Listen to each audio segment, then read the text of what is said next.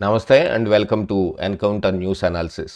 ఈరోజు ఆంధ్రజ్యోతి, సాక్షి పత్రికలో వచ్చిన ప్రధాన వార్తలు, వాటి వెనక దాగి ఉన్న అసలు వాస్తవాలు తెలుసుకునే ప్రయత్నం ఈ వీడియోలో చేద్దాం. వీడియో చూస్తున్న ప్రతి ఒక్కరూ ఖచ్చితంగా లైక్ చేయండి, ఇంకా 10 మందికి షేర్ చేయండి. ఇక న్యూస్ అనాలిసిస్లోకి వెళ్ళిపోతే, ఆంధ్రజ్యోతి వస్త్రధారణ స్వేచ్ఛే మహిళా సాధికారత, ఆర్కే కొత్త పలుకు. నిన్న ఏబిఎన్ ఛానల్లో సాయంత్రం వచ్చి ఉంటుంది, ఈ రోజున పేపర్లో వస్తుంది ఇది ఆర్టికల్. గతంలో శివాజీ చేసిన వ్యాఖ్యల మీద రేగిన దుమారం కావచ్చు, దాని మీద అనసూయ దానికి రిటార్ట్ ఇవ్వటానికి ఆవిడ రెస్పాండ్ అయిన విధానం కావచ్చు, తర్వాత అన్వేష్ వ్యవహారం కావచ్చు, ఇత్యాది చాలాది ఒక వారం రోజులుగా నలుగుతున్న ఓ పెద్ద తేనె తొట్టె లాంటి వ్యవహారం మీద ఈయన ఒక కొత్త పలుకు ఆర్టికల్ ఒకటి రాశారు. దీన్ని తర్వాత ప్రత్యేకించి మరొక వీడియో చేసుకుందాం. ఇక అసలైన న్యూస్లోకి వెళ్ళిపోతే, మళ్ళీ అవే తప్పులు, జగన్ సర్కారును కూల్చిన అడ్డుగోలు రీసర్వే. జగన్ హయాంలో రీసర్వేలు మొదలుపెట్టి అప్పుడు అడ్డగోలుగా వాళ్ళు ఇష్టం వచ్చినట్టు సర్వే చేశారు. కానీ ఇప్పటికున్న ప్రభుత్వం కూడా సేమ్ వాటిని అలాగనే కొనసాగించటం మూలాన మళ్ళీ అదే నష్టం జరిగే అవకాశం ఉంది అనేది ఆంధ్రజ్యోతి యొక్క వాదన. అయినా ఇప్పటికీ పాత పద్ధతిలోనే కొలతలు, దీంతో అడుగడుగున తడబాట్లు, రైతులు గగ్గోరు. ఊర్లకు ఊర్లే మార్చేస్తున్న అధికారులు, సర్కారు చెబుతున్న రైతు ప్రమేయం గాల్లోనే. తప్పు జరుగుతోందని తెలిసిన పెద్ద బాసులు గప్చుప్, ఎవరైనా నోరెత్తితే సస్పెండ్ చేస్తామని హెచ్చరికలు, అవేవి బయటపడకుండా దాటవేతలు. రీసర్వే విధానంలో గతంలో జగన్మోహన్ రెడ్డి హయాంలో మొదలైన ఈ రీసర్వే విధానాన్ని అలాగనే కొనసాగిస్తూ ఉన్నారు.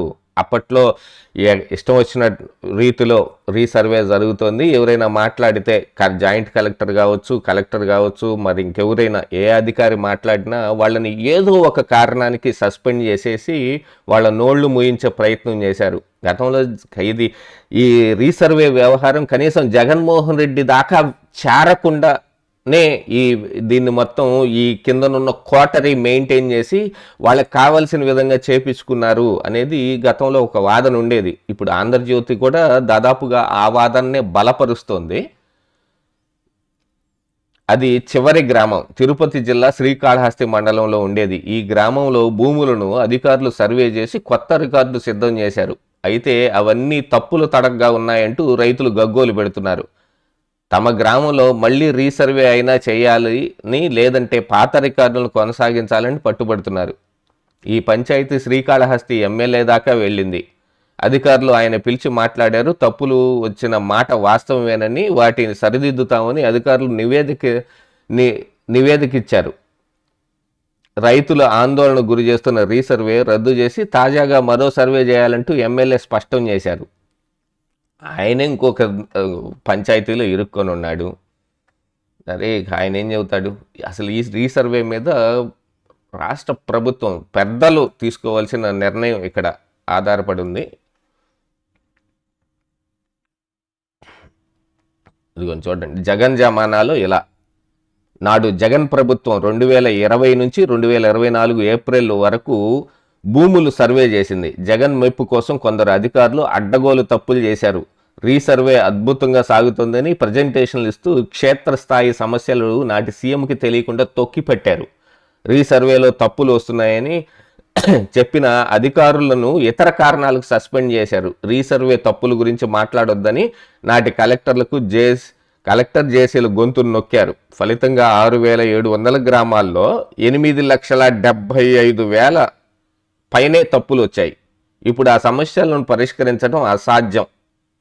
తప్పులు వెంటనే గుర్తించి సరిచేస్తే రైతాంగానికి ఇంత నష్టం జరిగేది కాదు. అంటే గతంలో వాళ్ళు చెయ్యని పనిని ఈరోజు ప్రభుత్వం చేయలేని పనిగా తయారై కూర్చుంది అనేది. గతం పునరావృతం కానియొద్దు. రీసర్వే విషయంలో జగన్ ప్రభుత్వం జరిగిందే పునరావృతం అవుతోందని ఉత్తరాంధ్రకి చెందిన ఓ రెవెన్యూ అధికారి చెప్పారు. సర్వే చట్టం ప్రకారం ముందు రైతుకు నోటీసులు ఇవ్వాలి. ఆ తరువాత రైతు సమక్షంలో సర్వే, రెవెన్యూ సిబ్బంది భూమిని కొలవాలి. అప్పుడే భూమి విస్తీర్ణం, సరిహద్దులు పక్కాగా వస్తాయి. దీనివల్ల గట్టు విస్తీర్ణం గొడవలు రావు.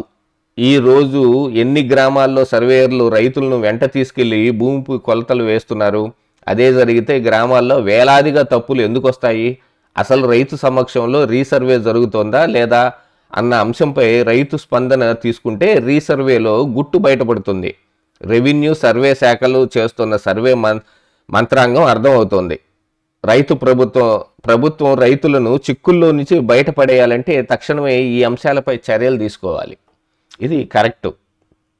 రైతుని పెట్టుకొని సర్వే చేస్తే అక్కడ ఖచ్చితంగా మంచి ఫలితాలు వచ్చే అవకాశం ఉంటుంది. కాదని అధికారులు చేశారంటే వాళ్ళ ఇష్టానికి వాళ్ళు చేసేస్తారు.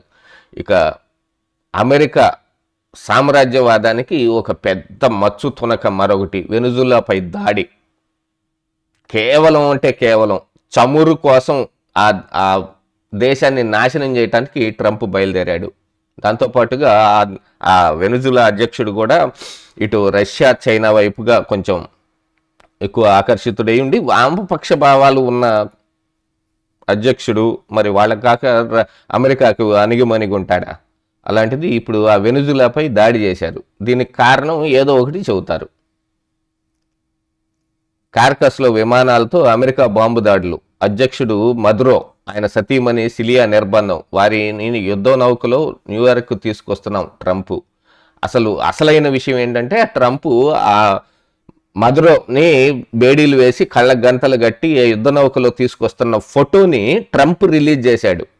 ఇంకా విచిత్రమైన విషయం ఏంటంటే ట్రంప్ అక్కడ యుద్ధ విమానాలు దాడి జరుగుతూ ఈ మదురోని ఆయన సతీమణిని అరెస్ట్ చేస్తున్న దాన్ని లైవ్లో టీవీలో చూశానని ఆయనే చెప్పాడు. ఇంతకు మించింది ఇంకేం ఉంటుంది చెప్పండి? ఇక్కడ కనుక రఘురామకృష్ణరాజు గారిని అరెస్ట్ చేసి మరి జైల్లో ఆయన్ని చిత్రహింసలు 3rd డిగ్రీ ఇస్తా ఉంటే ఎవరికో ఫోన్ కాల్లో చూపించారన్నట్టుగా ఇప్పుడు వాళ్ళని అరెస్ట్ చేయటం, బేడీలు వేయటం, ఇవన్నీ ట్రంప్ లైవ్లో చూడాలా? అవసరమా ఇది? అమెరికా చట్టాల ప్రకారం మదురోపై విచారణ జరుపుతాం. అమెరికా విదేశాంగ మంత్రి అటార్నీ జనరల్ ప్రకటన. అమెరికా చర్య మాపై సామ్రాజ్యవాద దాడి. వెనుజులా ఉపాధ్యక్షురాలు డిల్సీ రోడ్రిగేజ్ మండిపాటు. కీలుబొమ్మ ప్రభుత్వాన్ని ఏర్పాటు చేసి చమురు దోచుకునే కుట్ర.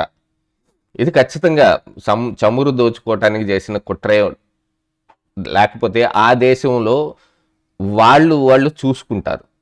వీళ్ళు వెళ్ళి కలగజేసుకోవాల్సిన అవసరం ఏమాత్రం లేదు. ఇక అంతగా అయితే మరి పాకిస్తాన్ సంగతి ఏమిటి? అక్కడ మాత్రం ఏం జరుగుతుంది? కాకపోతే అది అమెరికాకి అణిగిమణిగి ఉంటుంది. అమెరికా దగ్గర ఆయుధాలు కొనుక్కుంటుంది కాబట్టి దాన్ని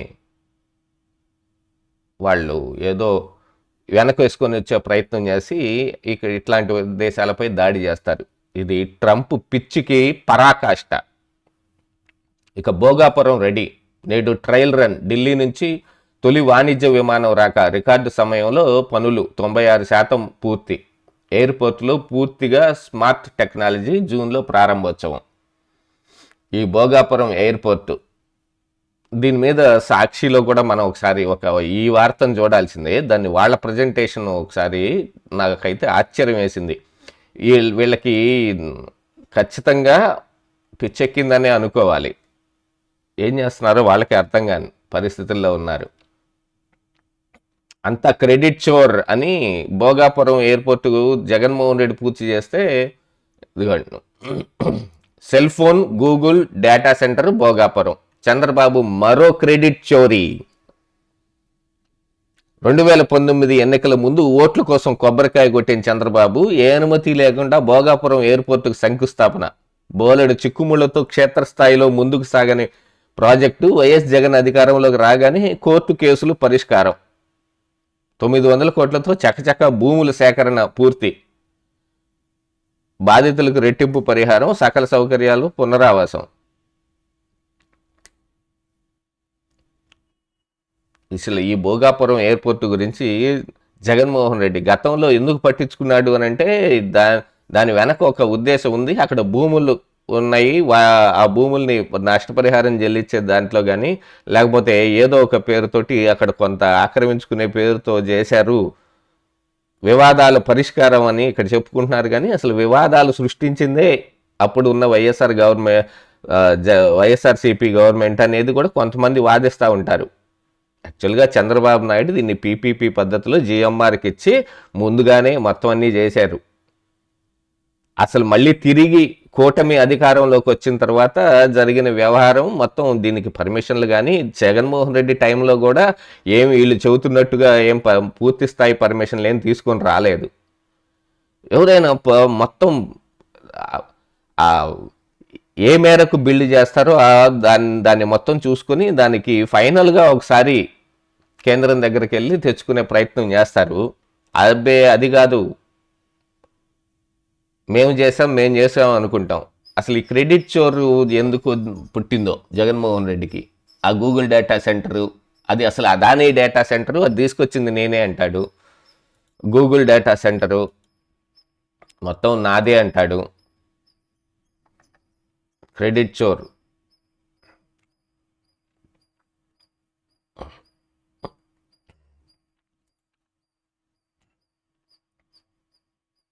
యాంటీబయాటిక్స్ పనిచేయట్లేదు.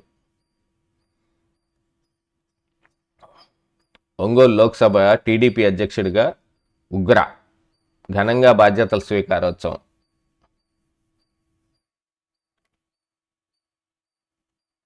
ఇక గోవిందరాజస్వామి ఆలయం గోపురంపై మందుబాబు హల్చల్. అర్ధరాత్రి గుడిలోకి వెళ్ళి పైకెక్కి వీరంగం వేశాడు. 3 గంటల పాటు శ్రమించి కిందకు దింపిన సిబ్బంది. నిందితుడు తెలంగాణ వాసిగా గుర్తింపు. ఈస్ట్ పోలీస్ స్టేషన్లో కేసు నమోదు. భద్రతా వైఫల్యం నేపథ్యంలో 2 ఆలయ సిబ్బందిపై వేటు. తిరుపతి నగరం నడిబొడ్డున ఉన్న గోవిందరాజ స్వామి ఆలయంలో మరోసారి భద్రతా వైఫల్యం చోటు చేసుకుంది. శుక్రవారం రాత్రి మద్యం మత్తులో ఒక వ్యక్తి భద్రతా సిబ్బందికి తెలియకుండా ఆలయంలోకి ప్రవేశించి ఏకంగా ఆలయ ప్రధాన గోపురం పైకి చేరుకున్నాడు. కలశాలు ఓడబెరుకుతూ హంగామా చేశాడు. ఆలస్యంగా గుర్తించిన ఆలయ భద్రతా సిబ్బంది, పోలీసులు, అగ్నిమాపక సిబ్బంది సాయంతో 3 గంటలు శ్రమించి మందుబాబును గోపురం పైనుంచి కిందకు తీసుకొచ్చారు. కాగా తీవ్ర సంచలనం సృష్టించిన ఈ ఘటన తిరుపతిలో గోవిందరాజస్వామి ఆలయం టీటీడీకి చెందిన ప్రధాన ఆలయాల్లో ఒకటి. నగరం నడిబొడ్డున ఉన్న ఈ గుడిని శుక్రవారం రాత్రి 10 గంటలకు మూసివేశారు. సుమారు 11:15కి సమయంలో మద్యం మత్తులో ఉన్న ఒక వ్యక్తి ఆలయంలోకి వెళ్ళి ప్రవేశించాడు. వైకుంఠ ద్వార దర్శనాల కోసం ఏర్పాటు చేసిన పందిరి నిమిత్తం గోడకు నిలిపిన కర్రలు నిచ్చెన సాయంతో ఆలయ ప్రధాన గోపురం 3వ అంతస్తు వరకు చేరాడు. అవన్నీ చేస్తున్నా మరి వీళ్ళు లోపలికి ఎలా పోనిచ్చారు అర్ధరాత్రి, ఇది అర్థం కాని అంశం. అందుకనే సస్పెండ్ చేయాల్సిన పరిస్థితి ఏర్పడింది. ఒకసారి లోపల పేజీల్లో చూస్తే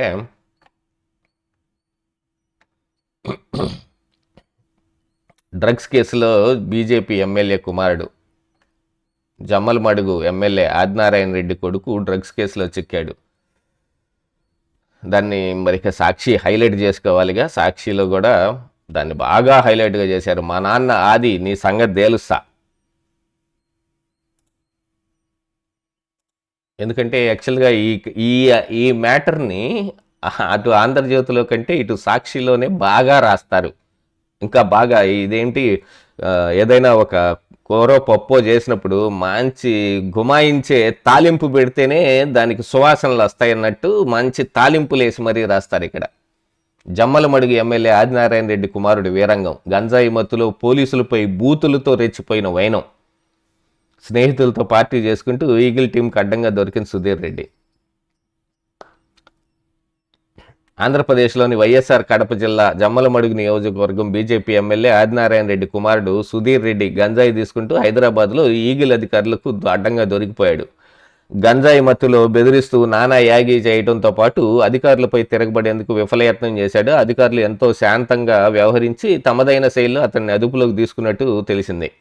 గంజాయి మత్తులో జోగుతున్న సుధీర్ రెడ్డిని అరెస్ట్ చేసి డి అడిక్షన్ సెంటర్కి పంపినట్టు ఈగిల్ అధికారులు తెలిపారు. విశ్వసనీయ సమాచారం ప్రకారం వివరాలు ఎలా ఉన్నాయి. శనివారం నానక్రామగూడలో ఏక్తా విల్లాస్లోని విల్లా నెంబర్ 16లో 2 స్నేహితులతో కలిసి సుధీర్ రెడ్డి డ్రగ్స్ పార్టీ చేసుకుంటున్నట్టు తెలంగాణ ఈగిల్ అధికారులు సమాచారం అందడంతో అకస్మాత్తుగా దాడి చేశారు. విల్లాలోని సుధీర్ రెడ్డితో పాటు మరో 2ని అదుపులోకి తీసుకున్నారు. ఇక వాళ్ళ మీద తెట్ల దండకం అందుకున్నాడంట ఈయన. ఇక దాంతోపాటు ఇక వీళ్ళ అధికార ప్రతినిధి ఒక తయారు, డ్రగ్స్ మాఫియా చేతిలో బాబు ప్రభుత్వం. కూటమి నేతలకు డ్రగ్స్ ఎలా దొరుకుతాయి? వైఎస్ఆర్సీపీ అధికార ప్రతినిధి నాగార్జున యాదవ్ నంగనాచి కబుర్లన్నీ చెబుతారు వీళ్ళు. ఇంకా ఎలా దొరుకుతాయి అంటే, గతంలో మరి ఆంధ్రప్రదేశ్ రాష్ట్రంలో ఎలా దొరికాయో అలాగనే దొరుకుతాయి. మీ హయాంలో బాగా విచ్చలవిడిగా అమ్ముకున్నారు కదా. ఇక వెనుజులాపై అమెరికా దాడి చూసాం. అసలు లక్ష్యం చమురే.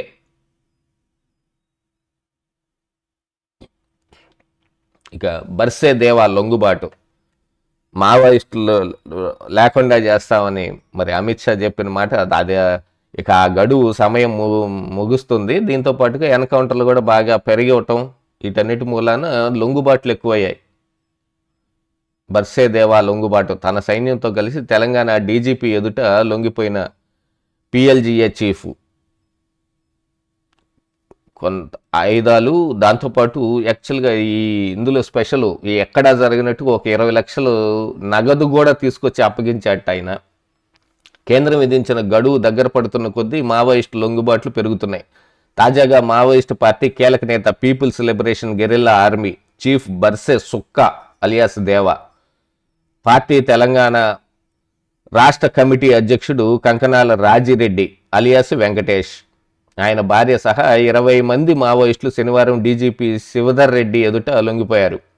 వీరు అత్యంత అధునాతనమైన 48 ఆయుధాలను సైతం పోలీసులకు అప్పగించారు. అంతేకాకుండా దళ నిర్వహణ కోసం మావోయిస్టు పార్టీ అప్పగించిన 20 లక్షల నగదును సైతం దేవా ప్రభుత్వానికి స్వాధీనం చేశారు. లొంగిపోయిన మావోయిస్టులు ఇలా నగదు స్వాధీనం చేయటం దేశంలోనే తొలిసారి అని పోలీసులు పేర్కొన్నారు.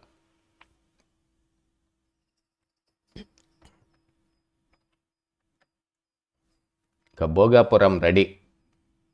అటు సాక్షి వెర్షన్ చూసాం, ఇది క్రెడిట్ చోరీ మొత్తం మాదేనని, మేం చేసిందన్నే చంద్రబాబు క్రెడిట్ చోరీ చేసేసాడని.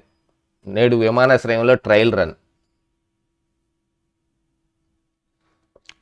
భోగాపురం అంతర్జాతీయ విమానాశ్రయ నిర్మాణం రికార్డు సమయంలో పూర్తి కాబోతోంది. ప్రస్తుతం 96% సిద్ధమైంది. ఆదివారం ఉదయం తొలి వాణిజ్య విమానం ట్రయల్ రన్కు రానుంది.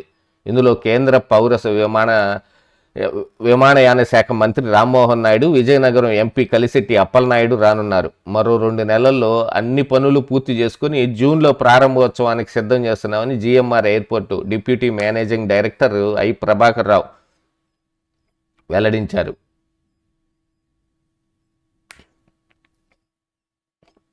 2024 జూన్లో ఏపీలో టీడీపీ కూటమి అధికారంలోకి రావడంతో భోగాపురం ఎయిర్పోర్టుకు మళ్లీ మోక్షం వచ్చింది. ఎన్డీఏలో సైతం టీడీపీకి కీలక భాగస్వామిగా మారింది. పౌర విమాన శాఖ మంత్రి టీడీపీకి చెందిన రామ్మోహన్ నాయుడు అయ్యారు. అదే సమయంలో సీఎం చంద్రబాబు ప్రాజెక్టుగా భోగాపురం విమానాశ్రయాన్ని తీసుకొచ్చారు. ప్రస్తుతం ఎయిర్పోర్టుకు సంబంధించిన 2200 ఎకరాల్లో పనులు దాదాపు కొలిక్కి వచ్చాయి. ఇంకోవైపు రాష్ట్ర ప్రభుత్వం తన పరిధిలో 500 ఎకరాలను అభివృద్ధి నిమిత్తం ప్రభుత్వ రిజర్వ్ భూమిగా ఉంచింది.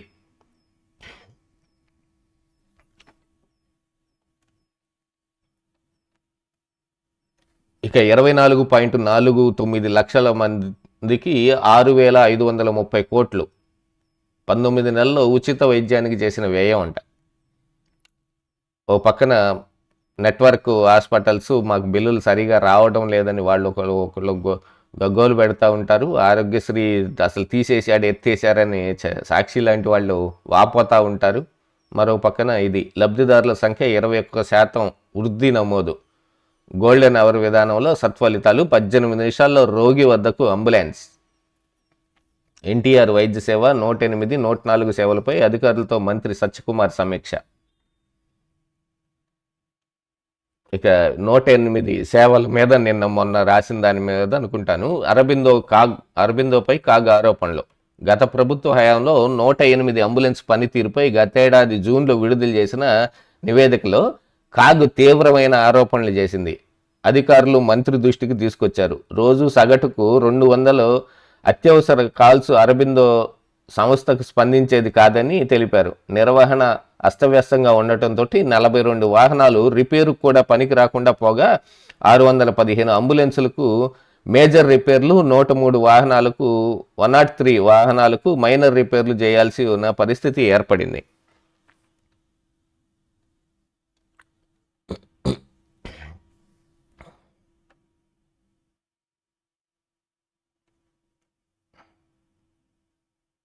మాకేం తెలియదు, జనార్దన్ రావే చేశాడు.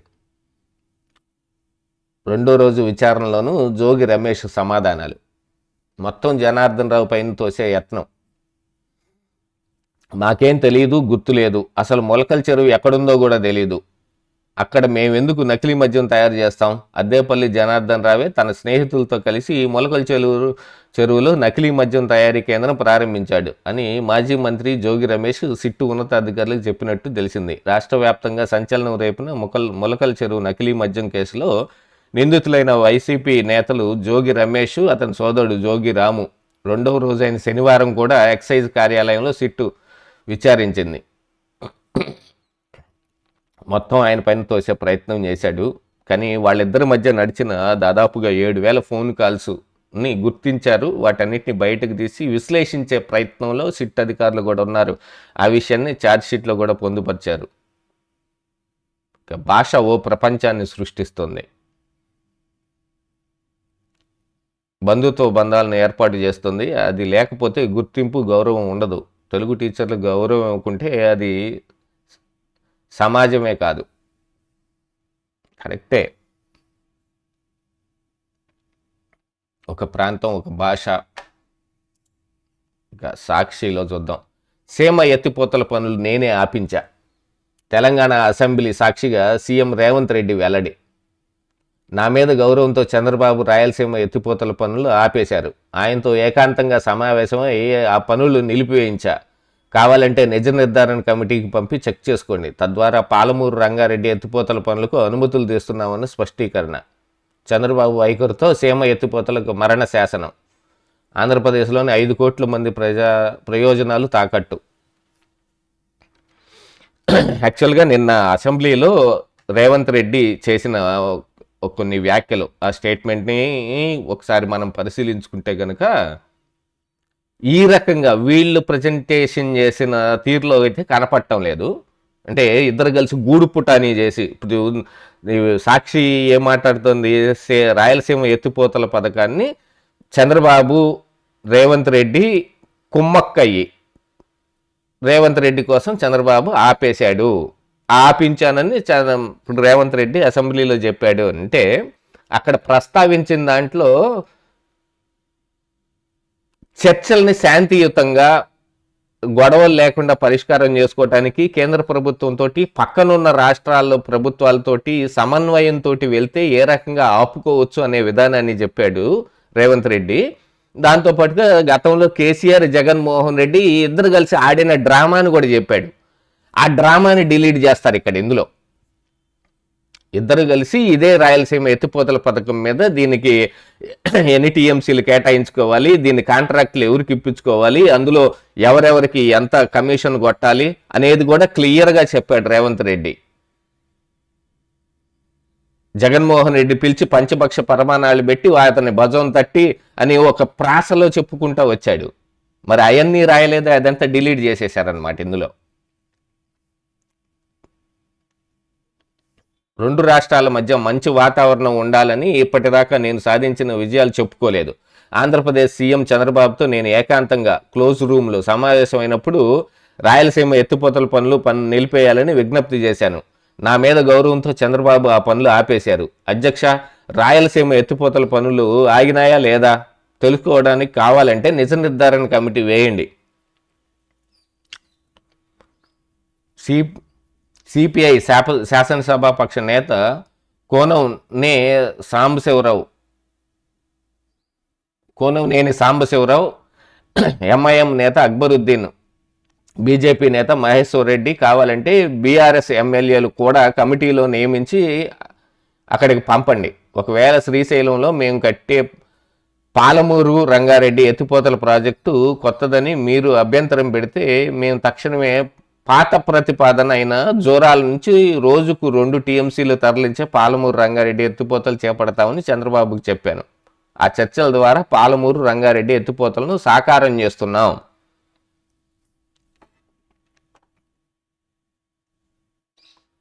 ఇది చెప్పింది అక్కడ.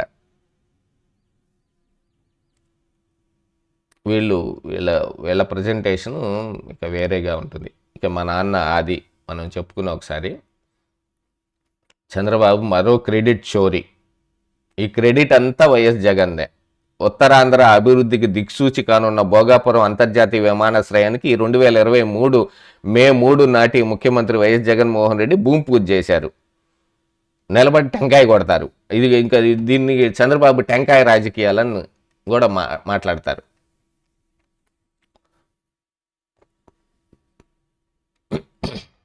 కడప స్టీల్ ఫ్యాక్టరీకి కొట్టిందే కొట్టి టెంకాయల మీద టెంకాయలు కొట్టారు.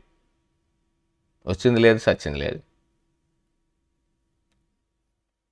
అన్ని అనుమతులతోటి పనుల ప్రారంభానికి ప్రభుత్వం శ్రీకారం చుట్టింది. అన్ని అనుమతులు జగన్మోహన్ రెడ్డి హయాంలోనే తీసుకొని ఉంటే గనక మళ్ళీ కూటమి అధికారంలోకి వచ్చిన తర్వాత మళ్ళీ అనుమతులకు వెళ్లాల్సిన పనే వస్తుంది. 900 కోట్లతోటి 2751 ఎకరాల భూమి సేకరణ పక్కాగా పూర్తి చేసింది. అక్కడ వివాదాలు ఉన్నాయి కాబట్టి వెంటనే జగన్మోహన్ రెడ్డి వైఎస్ఆర్ కాంగ్రెస్ పార్టీ ఎంటర్ అయిపోతారు అక్కడికి. వివాదాల మధ్యలో అటు ఇటు చెరిసగం లాగా మాట్లాడి వీళ్ళు కొంత నొక్కేసుకుని రావచ్చు. 376 నిర్వాసితుల కుటుంబాలకు దాదాపు 80 కోట్లతోటి టౌన్షిప్ను తలదన్నే సౌకర్యాలతోటి కాలనీలు నిర్మించింది. ఒక్కో కుటుంబానికి పునరావాస పరిహారం 5 సెంట్ల స్థలం 8.70 లక్షల కోట్లు మంజూరు చేసింది. సంబంధిత రైతులకు సుమారు 18 కోట్ల వరకు పరిహారాన్ని చెల్లించింది.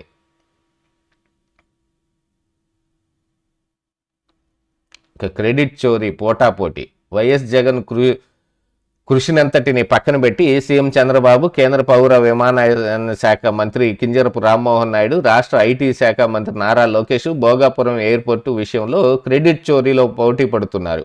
సీఎం చంద్రబాబు, మంత్రి లోకేష్ ఢిల్లీ టూర్కు వచ్చినప్పుడల్లా భోగాపురం ఎయిర్పోర్టు పనుల గురించి ప్రస్తావిస్తూ వచ్చారు. లోకేష్ ఒక దశలో కేంద్ర మంత్రి రామ్మోహన్ను నిలదీశాడంటూ కూడా ఓ వర్గం మీడియాలో కథనాలు వచ్చాయి. ఈ ఘనత తమదేనని ఈ ముగ్గురు ఎంతవరకు వారు తమ కోటరీల ద్వారా ప్రచారాన్ని తెరలేపడంతో సోషల్ మీడియాలో విమర్శలు వ్యక్తం అవుతున్నాయి. వారం రోజులుగా అజ్ఞాతంలోనే సీఎం చంద్రబాబు, మంత్రి లోకేష్. విదేశీ పర్యటనల వెనక రహస్యం ఏమిటి? కనీస సమాచారం ఇవ్వకుండా ఎందుకు వెళ్ళినట్టు మాజీ మంత్రి కాకాని గోవర్ధన్ రెడ్డి. ఓ పక్క సీఎం కనపడటం లేదు, ఇంకో పక్క డిఫాక్టో సీఎం అంటే లోకేష్ కనపడటం లేదు, ఇంకో పక్క డిప్యూటీ సీఎం కనపడటం లేదని సోషల్ మీడియాలో వీళ్ళు విస్తృత ప్రచారం చేసే ప్రయత్నం చేస్తున్నారు. ఒకళ్ళు లండన్ వెళ్ళారు, ఇంకొకళ్ళు ఎక్కడున్నారో కనపడటం లేదని. నీతులు చెప్పే ఎమ్మెల్యే ఆదినారాయణ రెడ్డి ఇప్పుడేమంటావు? ఆదినారాయణ రెడ్డి కుమారుడు డ్రగ్స్ కేసులో పట్టుబడ్డ సిగ్గుచేటు. కూటమి ప్రభుత్వ వైఫల్యమే డ్రగ్స్ విజృంభణకు కారణం. ఎమ్మెల్యే అరాచకాలు అన్నీ ఇన్ని కావు. మాజీ మంత్రి విడదల రజనీ ఫైర్.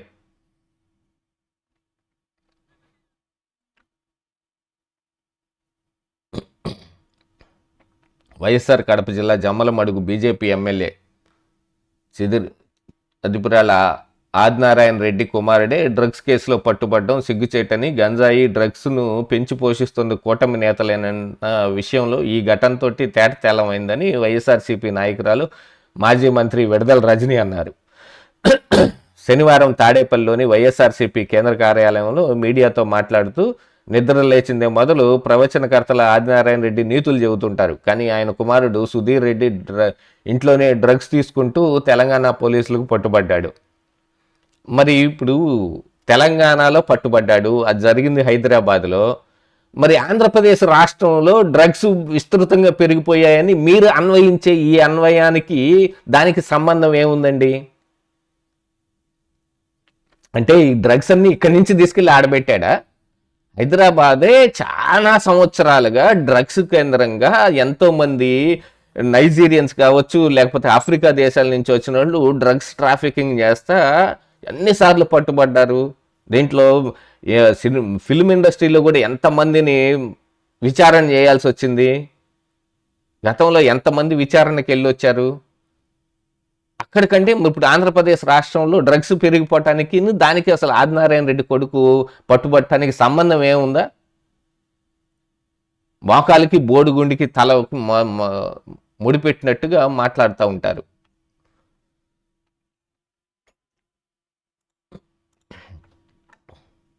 సో ఇవండి ఈ రోజున సాక్షి, ఆంధ్రజ్యోతిలో వచ్చిన ప్రధాన వార్తలు, వాటి వెనకున్న అసలు వాస్తవాలు మనం పూర్తిగా చూసాం. ఒకసారి వీడియోని చివరిదాకా చూసిన వాళ్ళందరికీ నా ప్రత్యేక ధన్యవాదాలు. వీడియోని ఖచ్చితంగా లైక్ చేయండి, ఇంకా 10 మందికి షేర్ చేయండి.